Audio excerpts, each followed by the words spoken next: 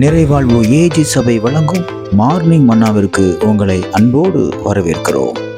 கர்த்தருடைய பரிசுத்த நாமம் மகிமைப்படுவதாக. இந்த நாளில் உங்களை சந்திப்பதிலே மிகுந்த சந்தோஷம். எனக்கு அன்பான தேவனுடைய பிள்ளைகளே, அநேக துக்கங்கள், அநேக வேதனைகள், அநேக பிரச்சனைகள் உங்களை ரொம்ப கஷ்டப்படுத்தி நீங்க உடைஞ்சு போன நிலைமையில இருக்கலாம்.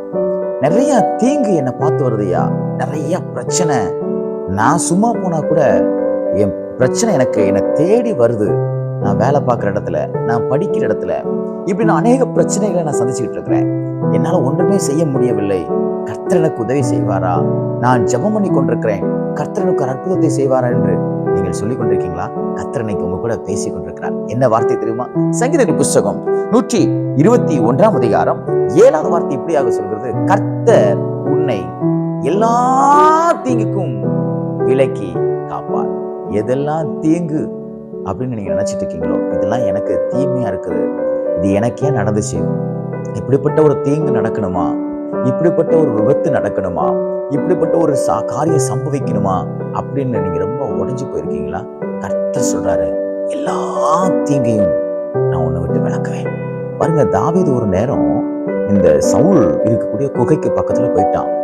அப்போ அங்க இருக்கக்கூடிய தாவீதுடைய சேவகர்கள்லாம் சொல்றாங்க, ஐயா, உங்க சத்ரு, உங்க எதிரி என்ன செய்யறான்னா பக்கத்துலதான் இருக்கிறான், நீங்க ஒரு வார்த்தை சொல்லுங்க, அந்த சவுலை நம்ம காலி பண்ணிடலாம், இல்ல நீங்களே போய் காலி பண்ணிருங்க அப்படின்னு சொல்றான்.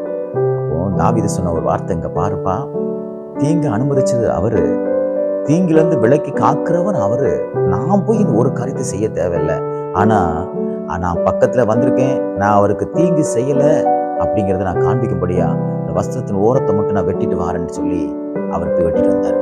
ஏன் சொல்றேன் அப்படின்னா, இந்த சவுல் எத்தனையோ நேரம் தாவீதுக்கு தீங்கு செய்ய நினைச்சாலும் தாவீது சவுலுக்கு தீங்கு செய்ய நினைக்கல. காரணம் என்ன தெரியுமா? கர்த்தருடைய ஊழியன். இன்னைக்கு நன்றாக புரிந்து கொள்ளுங்கள், நீங்க அநேகர் உங்களுக்கு தீமை செய்யலாம், ஆனா நீங்க தீங்கு செய்யாம ஒரு நல்ல இருதயத்தோட இருக்கீங்க. பாருங்க, நடந்தது என்ன தெரியுமா?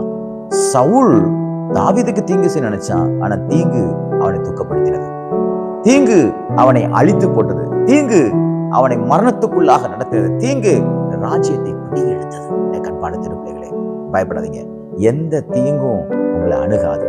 சவுல் பக்கத்துல இருக்கலாம், இதே போல சத்ரு உங்க பக்கத்துல இருக்கலாம், உங்க வீட்டுக்குள்ளேயே உங்க சத்துருக்கள் இருக்கலாம், உங்க வேலையிலே உங்க சத்துருக்கள் இருக்கலாம், உங்க ஊர்லயே சத்துருக்கள் இருக்கலாம்.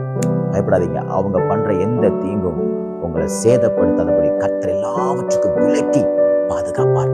தேவனுடைய பாதுகாப்பின் கரம் உங்க கூட இருக்கிறது நீங்க உணர முடியும். நிச்சயமாய் சொல்லுகிறேன், கர்த்தர் எத்தனை பரிசுத்தவான்களை பாதுகாத்தார் என்று வேதம் சொல்கிறது.